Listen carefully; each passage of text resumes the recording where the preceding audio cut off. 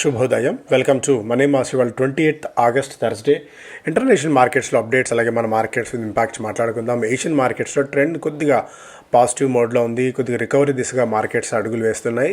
Majority of the markets అన్ని కూడా 30% నుంచి 1.5% మేర లాభాలతో అయితే ట్రేడ్ అవుతున్నాయి.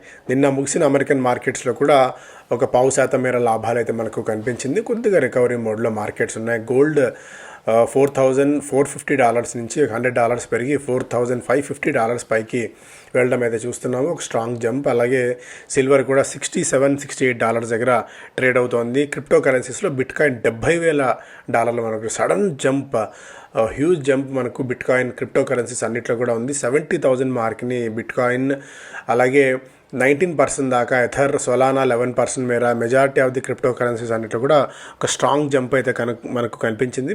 మనం పెద్దగా ట్రాక్ చేయం కాబట్టి దాని స్పెసిఫిక్ రీజన్ మనకు అంతగా తెలియట్లేదు.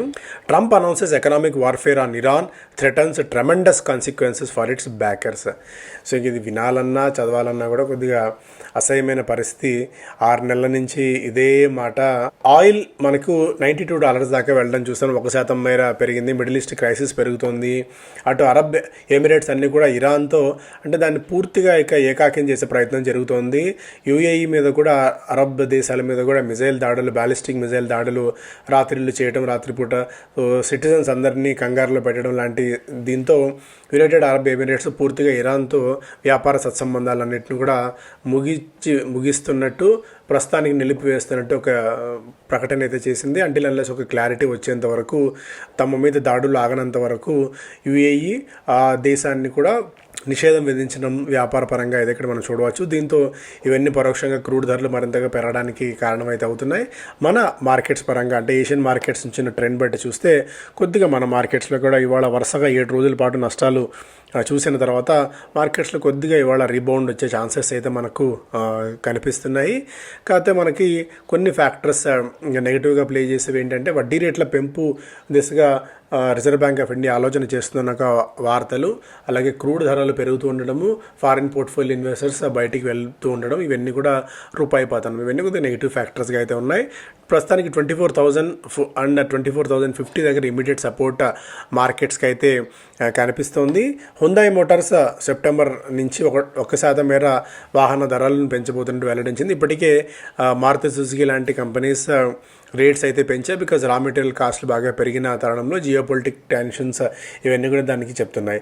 Aditya Infotech CC camera making company దాదాపుగా క్వాలిఫైడ్ ఇన్స్టిట్యూషనల్ ప్లేస్మెంట్ ద్వారా 1,500 కోట్ల రూపాయల వరకు సమీకరించే ప్రయత్నం అయితే చేస్తోంది.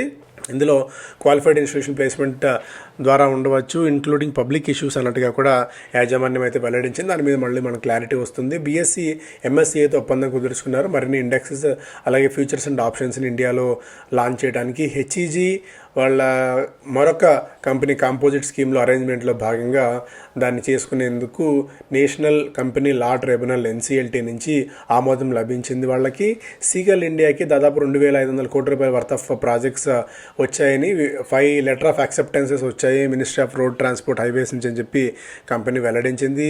ఫినిక్స్ మిల్స్ దాదాపుగా 2,74,334 ఈక్విటీ షేర్స్ని వీళ్ళు రైజ్ చేసి నిధులు సమీకరించే ప్రయత్నం అయితే చేస్తుంది. డిబెంచర్స్ అండ్ షేర్స్ని. ఇంజనీర్స్ ఇండియా రికార్డ్ డేట్ని ఫిక్స్ చేశారు. ఫైనల్ డివిడెంట్కి సంబంధించి సెప్టెంబర్ 24వ తారీఖు.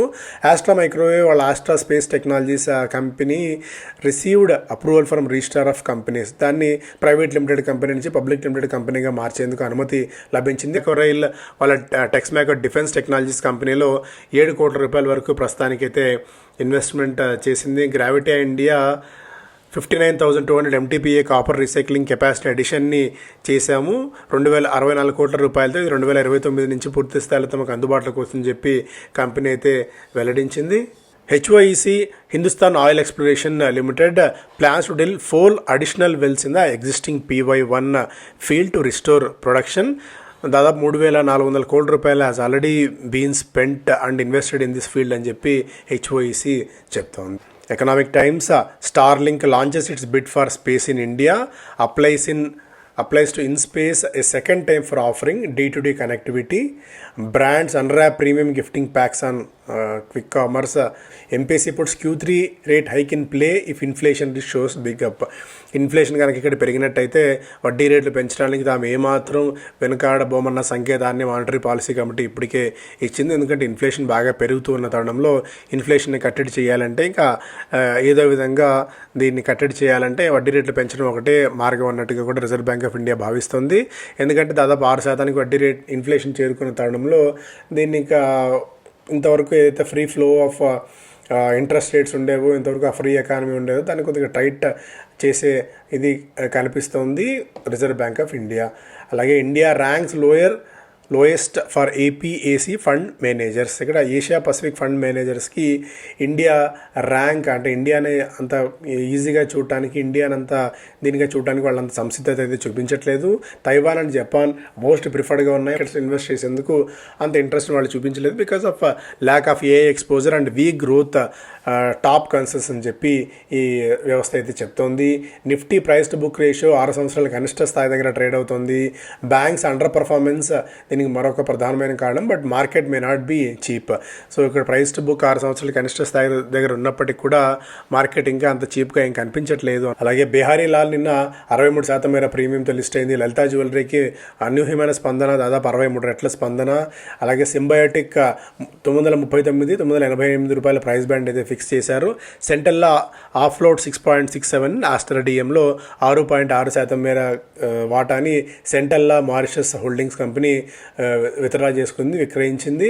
రిలయన్స్ ఆంధ్రప్రదేశ్ తణుకు దగ్గర, ఏలూరు దగ్గర దాదాపుగా 30 సంవత్సరాల్లో 2.73 లక్షల కోట్ల రూపాయలతో ఒక అతిపెద్ద India first integrated underground coal gasification కాంప్లెక్స్ని ఏలూరులో ఏర్పాటు చేయాలన్న ఆలోచనలో ప్రపోజల్లో కంపెనీ అయితే ఉంది.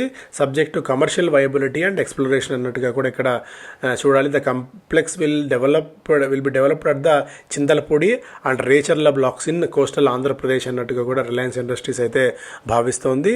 సో చూడాలి, ఒకవేళ కనుక ఇదే జరిగినట్టయితే సో ఒక అతిపెద్ద ఇంటిగ్రేటెడ్ ప్రాజెక్ట్ మనకు ఆంధ్రప్రదేశ్లో రాబోతోంది. షిప్ రాకెట్ డెబ్యూలోనే 48% మేర లాభాలతో అయితే ఉంది. సో టెంపరేచర్ సెన్సార్, సింపుల్గా చెప్పాలంటే టెంసెన్స్. సో ఇది ఒక నిష్ బెట్, అంటే చాలా వెరీ లిమిటెడ్ ప్లేయర్స్ ఉంటారు ఇందులో. థర్మల్ ఇంజనీరింగ్లో ఉన్న కంపెనీ ఇది. దాదాపు 650 కోట్ల రూపాయల వరకు ఇష్యూ ద్వారా సమీకరించాలని చెప్పి చూస్తుంటే అందులో కేవలం 95 కోట్ల రూపాయలే కంపెనీలకు వస్తున్నాయి. మిగిలిన దాదాపు 545 కోట్లు ప్రమోటర్ల జోబుల్లోకి వెళ్ళిపోతున్నాయి. ఓవరాల్గా ఇలా జరిగినా కూడా కంపెనీ మార్కెట్ క్యాప్ 2500 కోట్ల రూపాయలే ఉంటుంది. ఫేస్ వాల్యూ 4 రూపాయలు ఉంది.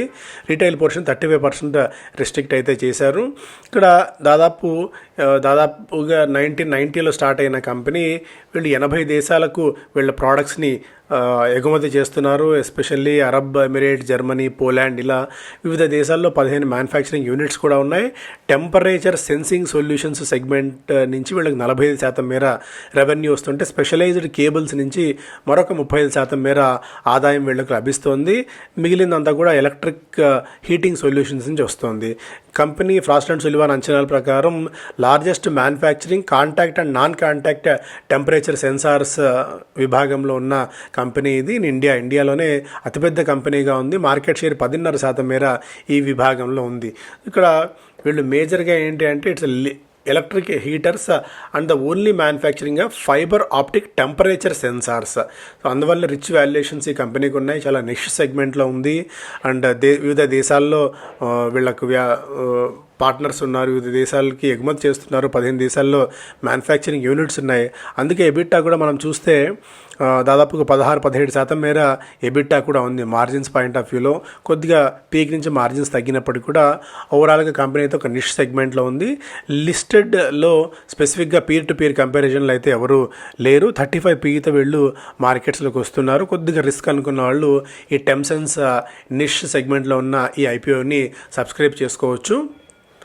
Business standard small ticket SIPs shrink as volatility test new investors. ఇక్కడ 1000 రూపాయలు అంతకంటే తక్కువ ఉన్న ఫోలియోస్ మెల్లిమెల్లిగా తగ్గిపోతున్నాయి. వాళ్ళ ఇన్ఫ్లోస్ మార్కెట్స్లోకి తగ్గుతున్నాయి అనేది ఒక ఇంట్రెస్టింగ్ అప్డేట్గా ఇక్కడ చూడవచ్చు. మార్కెట్స్లో కొద్దిగా మొమెంటం చేంజ్ అవుతుంది కాబట్టి ఈ ఐపీఓస్ టైంలో కొత్తగా డీమ్యాట్ అకౌంట్స్ ఓపెన్ అవుతున్నాయి, కానీ ఆల్రెడీ సిప్స్ పెట్టుకున్న వాళ్ళు కొద్దిగా వెనకడుగు వేస్తున్నారు అనేది కూడా ఒక update. Welspun all time hit చేసింది. 6 నెలల కాలం 152% మేర స్టాక్ పెరిగింది. జాగెల్ వరుస పతనం తర్వాత కొద్దిగా రీబౌండ్ 12% మేర లోయర్ లెవెల్స్ దగ్గర కొద్దిగా బయింగ్ అండ్ హెవీ లిఫ్టింగ్ కూడా జరుగుతుంది స్టాక్ని. సో దీన్ని బేస్ చేసుకుని మనం కొనాల్సిన పని లేదు. అప్పుడే ఎస్కేఎఫ్ రెగ్యులర్ వాల్యూమ్స్తో పోలిస్తే 120 రెట్ల అధిక వాల్యూమ్స్ స్టాక్ 5% మేర పెరిగింది. ఆర్ఆర్ క్యాబెల్ ఆల్ టైమ్ హిట్ చేయడం చూస్తున్నాం, 4% మేర జంప్. అలాగే Jubilant as growth margins on the menu. Jubilant food works పూర్తి స్థాయి ఇబ్బంది తర్వాత మళ్ళీ మెల్లగా కోలుకునే ప్రయత్నం అయితే చేస్తుంది. స్టాక్లో ఒక 20% మేర జంప్ అయితే మనకు కనిపించింది ఈ మధ్యకాలంలో. వివిధ బ్రోకింగ్ కంపెనీస్ దాదాపుగా ఈ స్టాక్కి 650 నుంచి 700 రూపాయల దాకా టార్గెట్ ప్రైజ్లు అయితే ఇస్తున్నాయి. ఇవి ప్రధానమైన వార్తలు. Thank you so much.